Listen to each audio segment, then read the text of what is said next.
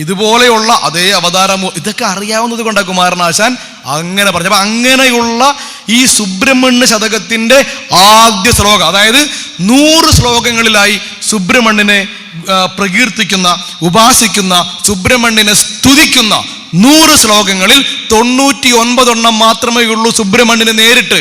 1-ാം ശ്ലോകം നേരത്തെ പറഞ്ഞതാ, അണകവിയുന്ന അഴലാഴിയാഴുമെന്നിൽ.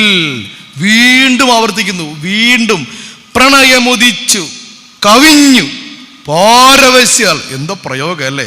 അപ്പൊ വീണ്ടും പറയുന്നു, അങ്ങനെയൊക്കെ പ്രശ്നമുള്ളപ്പോ ഈ അണയങ്ങോട് കവിഞ്ഞ് ആഴി നമ്മൾ പെട്ട് കഴിയുമ്പോ അണികരമേകി ഓടി വരുന്ന ഗുരു എൻ്റെ ദൈവമാന്ന് പറഞ്ഞു.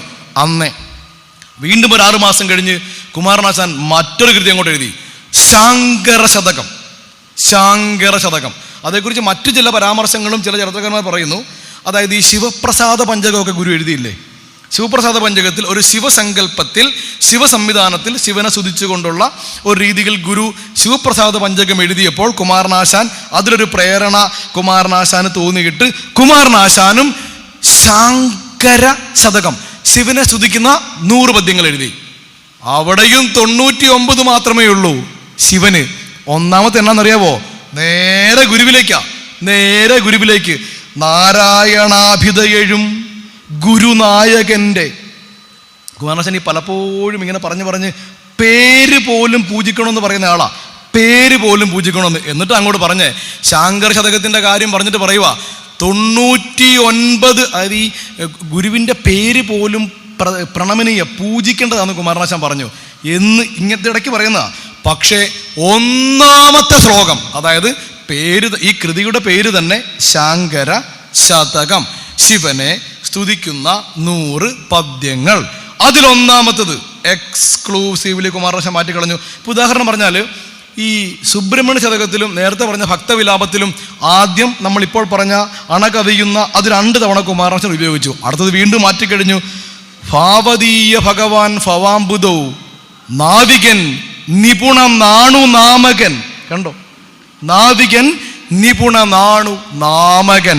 വീണ്ടും പറയാം, ഭാവി ഭവ്യ ഭയനാശമൂലകൻ ജീവദേശികൻ എനിക്കു ദൈവമേ. വീണ്ടും അപ്പോ സുബ്രഹ്മണ്യനെ സ്തുതിച്ചു 100 ശ്ലോകങ്ങൾ, അതിൽ 99 മാത്രമേ ഉള്ളൂ സുബ്രഹ്മണ്യന്, 1 ഗുരുവിന. ശിവനെ സ്തുതിച്ചു 100 ശ്ലോകങ്ങൾ, അതിലും 99 മാത്രമേ ഉള്ളൂ ശിവന്, 1 ഗുരുവിന. എത്ര കമ്മിറ്റഡ് ആണ് അത് നമ്മുടെ വിഷയം. ആശാന്റെ ദൈവം, ആശാന് വേറൊരു ദൈവം ഇല്ല. ഈ ശിവനെയൊക്കെ ആ ഒരു സങ്കല്പത്തിൽ സ്തുതിക്കുന്നുവെങ്കിലും കൃത്യമായി ദൈവമേ എന്ന് വിളിച്ചോണ്ടാ, ദൈവമോ മേ. അതങ്ങനത്തെ പിന്നീട് അങ്ങോട്ട് നിങ്ങൾക്ക് അറിയാവുന്ന ഒരുപാട് പ്രാർത്ഥനകളുണ്ട്. ഗുരുവിനോടുള്ള സമർപ്പണം, ഗുരുവിനോടുള്ള ഭക്തി. അപ്പം അതിൻ്റെ കാരണം അങ്ങനെ കുമാരനാശാനെ ട്രാൻസ്ഫോം ചെയ്ത് മാറ്റി വന്നത്, അങ്ങനെ മാറ്റിയെടുത്തത് ഗുരുവാ. അതുകൊണ്ടാണ് പറഞ്ഞത് ഭാവി ഭവ്യ നാശമൂലം, ഭയങ്ങൾ മാറ്റിക്കളയുന്ന, അങ്ങനെ ജീവദേശികൻ എനിക്കു ദൈവമേ എന്ന് പറഞ്ഞിട്ടാ ശിവനിലേക്ക് പോലും പോകുന്നത്. കാരണം കുമാരനാശാൻ അറിയാം. കുമാരനാശാൻ ഒരിക്കൽ ഒരു ലേഖനത്തിൽ പറയുന്നുണ്ട്, ഒരു വെള്ളത്തുള്ളി, ആ വെള്ളത്തുള്ളി കായലിലേക്ക് വീണാൽ ആ വെള്ളത്തുള്ളിയുടെ പ്രസക്തിയെ നഷ്ടപ്പെട്ട് അത് വലിയ കായലിൻ്റെ ഭാഗമായി മാറും. ആ വെള്ളത്തുള്ളി ഒരു ചേമ്പിലയിലാണ് വീഴുന്നതെങ്കിലോ പ്രസക്തിയോടുകൂടി അവനങ്ങനെ തെളിഞ്ഞു നിൽക്കും. ഞാനാകുന്ന വെള്ളത്തുള്ളി അതുപോലെ ഒരു ചേമ്പിലയിലാ വീണേ. ശ്രീനാരായണ പരമഹംസ ഭഗവാൻ എന്ന് പറയുന്ന ഒരു താമര ഇതളിലാ വീണേ. അങ്ങനെ പറഞ്ഞ കേട്ടോ, ഒരു താമര ഇതളിൽ. അതുകൊണ്ടാണ് ഞാനിങ്ങനെ തെളിഞ്ഞ് നിൽക്കുന്നതെന്ന് കുമാരനാശാൻ കൃത്യമായിട്ട് പറഞ്ഞു പോകുന്നു. അത്ര ഭക്തിയായിരുന്നു സ്വാമിയോടെ. അത് വെറുതെ ഉണ്ടായതുമല്ല. ഈ ഗുരുവിൻ്റെ, അതായത് ആദ്യം കുമാരനാശാൻ ഗുരുവിനെ കാണുന്നതിനെ സംബന്ധിച്ച് 2-3 പരാമർശങ്ങളുണ്ട്. അതിലൊന്ന് പറയുന്നത് ഈ 1893 ഏറത്ത് സുബ്രഹ്മണ്യ സ്വാമി ക്ഷേത്രവും കായിക്കര കബലീശ്വരത്തിൻ്റെയും പ്രതിഷ്ഠ. ഇത് രണ്ടും കായിക്കരല്ല, കുമാരനാശൻ ജനിച്ച മണ്ണില്ല. അപ്പോൾ ഇതിൻ്റെ സ്ഥാപനവുമായി ബന്ധപ്പെട്ട് പലതവണ ഗുരു അതുവഴിയൊക്കെ കടന്നു പോയിട്ടുണ്ട്. സാമതിരിപ്പാദങ്ങൾ 1885 മുതൽ അരൂപ്പുറത്തുണ്ടായിരുന്നു. അരൂപ്പുറം പ്രതിഷ്ഠയുടെ 3 കൊല്ലം മുമ്പ് മുതൽ. അപ്പോൾ തിരുവനന്തപുരത്തും പരിസര പ്രദേശങ്ങളിലും സ്ഥിരമായി ഗുരുവിൻ്റെ സഞ്ചാരം ഉണ്ടായിരുന്നു. അങ്ങനെ ഏതോ ഒരു യാത്രയിൽ 1891 സാമുദ്രപാദങ്ങൾ ഏറത്ത് വന്ന അവസരത്തിൽ, അന്ന് ക്ഷേത്രം പ്രതിഷ്ഠിച്ചിട്ടില്ല, ഈ കുമാരനാശാന്റെ അച്ഛൻ നാരായണൻ പെരുങ്കുടി, തൊമ്മൻ വിളാകത്തിൽ നാരായണൻ പെരുങ്കുടി ഗുരുവിനെ ക്ഷണിച്ച് സ്വന്തം വീട്ടിൽ കൊണ്ടുപോകുന്നതായി ചില ചരിത്രകാരന്മാർ പറയുന്നുണ്ട്. ആ സമയം കുമാരനാശാൻ രോഗാതുരനായി വിശ്രമിക്കുകയാണ്. അപ്പോൾ ഗുരുവും കുമാരനാശാനുമായി ചില സംസാരങ്ങളുണ്ട്. നീ നമ്മോടൊപ്പം പോരുന്നോ എന്ന് ഗുരു ചോദിച്ചായി പറയുന്നു. മറ്റു ചില ചരിത്രകാരന്മാർ പറയുന്നത് അങ്ങനെയല്ല, കുമാരനാശാനും ഗുരുവും തമ്മിൽ ഏറത്ത് വെച്ച് തന്നെയാണ് കാണുന്നത്. അപ്പോൾ ദീർഘനേരം കെ സുരേന്ദ്രൻ്റെ ഗുരു എന്ന നോവലിലൊക്കെ അദ്ദേഹം അതിനെ മറ്റു രീതിയിലാണ് കുമാരനാശാൻ ഗുരുവുമായി ദീർഘനേരം നടന്നതായി പറയുന്നു. ഒരുപാട് അതെന്തേലും ആട്ടെ, എന്തായാലും ഒരു നല്ല ഇൻറ്ററാക്ഷൻ ഉണ്ടാവുന്നു എന്നത് കൃത്യമാണ്. അപ്പോൾ അതിനുശേഷം ഗുരു കുമാരൻ നമുക്കിരിക്കട്ടെ, അങ്ങനെ ഗുരു പറഞ്ഞാൽ പോയി കേട്ടോ. നമ്മൾ ലോക്കൽ ഭാഷ പറഞ്ഞാൽ സ്കെച്ച് ചെയ്ത് കുമാരനാശൻ അന്നേരം ഗുരു അങ്ങ് നോട്ടം വിട്ടു, നമുക്കിരിക്കട്ടെ എന്നാ പറഞ്ഞാൽ പിന്നെ പോയി സ്വാമിയുടെ കയ്യിലാണ്. അതങ്ങനെയാണ് ഗുരു. അപ്പോൾ പിന്നീട് മറ്റു ചില ചരിത്രകാരന്മാർ പറയുന്നത് കുമാരനാശാൻ അതിനുശേഷം ഒരു യാത്ര പുറപ്പെടുന്നുണ്ട്. നേരെ ഒരു അവധൂത യാത്ര പോലൊരു യാത്ര. ആ യാത്ര നേരെ ഇവിടുന്ന് നടന്ന് തിരുവനന്തപുരത്ത് നിന്ന് കൊല്ലത്ത് വരുന്നു. കൊല്ലത്ത് നിന്ന് തെങ്കാശി വഴി കറങ്ങി കുറ്റാലത്ത് പോകുന്നു. കുറ്റാലത്ത് വെച്ച് കുമാരനാശാന് മലമ്പനി ബാധ ഉണ്ടാകുന്നു, മലമ്പനി ബാധ. അപ്പോൾ കുമാരനാശാൻ വീണ്ടും ഗുരു ക്ഷണിച്ച കാര്യം ഓർത്ത് എൻ്റെ സ്വാമിയുടെ അടുത്ത് എനിക്കൊന്ന് പോകുവാൻ പറ്റുമോ എന്നൊക്കെ ചോദിച്ച് ഗുരുവിനെ സങ്കല്പിച്ചൊന്ന് പ്രാർത്ഥനയൊക്കെ ഉണ്ട്. പിറ്റേന്ന് ഈ പനി കുറയുന്നതായും കുമാരനാശാൻ വലിയ അതിശയം തോന്നുന്നതായും നേരെ അരുവിപ്പുറത്ത് വന്ന് ഗുരുവിൻ്റെ സൗധത്തിൽ അണഞ്ഞതായും മറ്റു ചില വാദങ്ങളുമുണ്ട്. ഇതിലൊക്കെ ചില സത്യങ്ങളുണ്ടാവാം. അങ്ങനെയാണ് 1891 മുതൽ കുമാരനാശാൻ ഗുരുവിൻ്റെ തിരുസൗധത്തിലുണ്ടാകുന്നത്. പിന്നീട് 1-2-3 വർഷം അവിടെ തന്നെ ഉണ്ട്.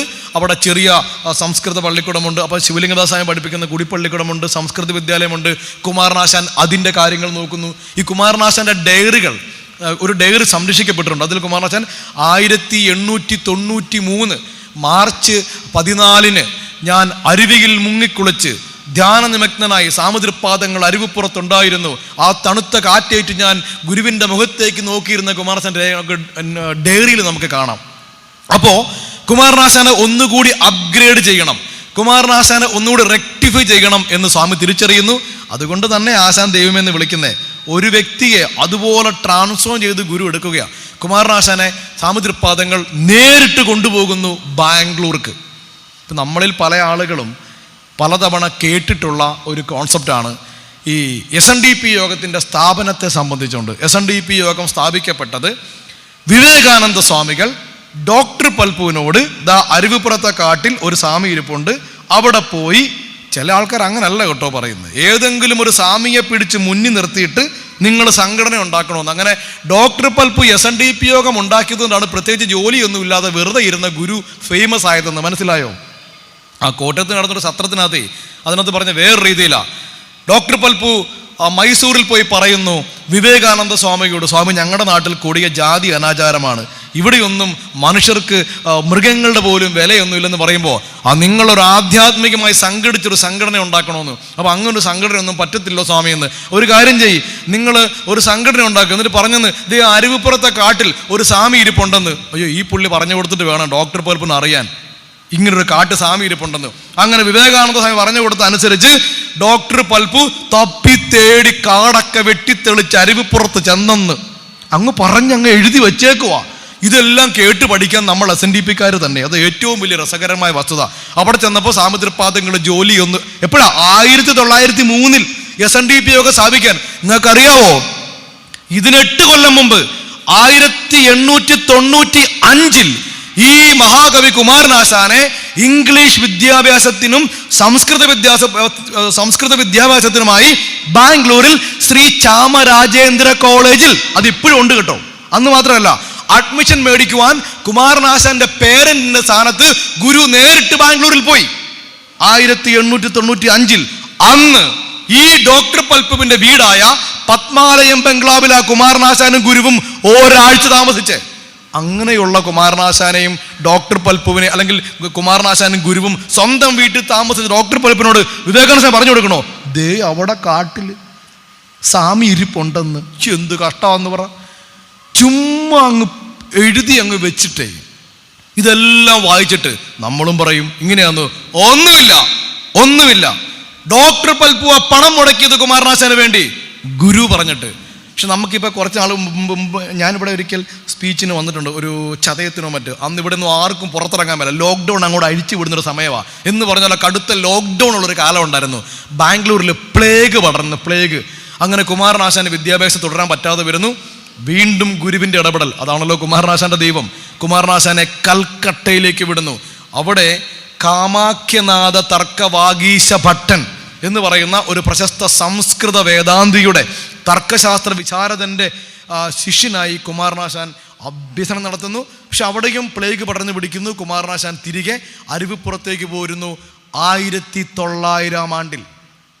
കൃത്യമായിട്ട് പറഞ്ഞാൽ ഇന്നിപ്പോൾ 2023, 123 വർഷങ്ങൾക്ക് മുമ്പ് 1900 ആണ്ടിൽ മഹാകവി കുമാരനാശാൻ തിരികെ അരുവിപ്പുറത്തെത്തുന്നു. പക്ഷെ തിരികെ വന്നത് അങ്ങോട്ട് പോയ കുമാരനാശാൻ അല്ല കേട്ടോ.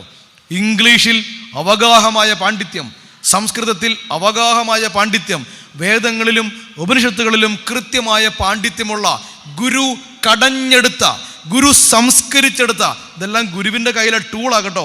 SNDP ഒക്കെ സ്ഥാപിക്കണം, ഇതെല്ലാം ഏൽപ്പിച്ചു കൊടുക്കണം. ആ രീതിയിൽ ഗുരു ട്രെയിൻ ചെയ്തെടുത്ത, കടഞ്ഞെടുത്ത ഒരു മഹാപുരുഷനായി തന്നെയാണ് കുമാരനാശാൻ തിരിച്ചു വന്നത്.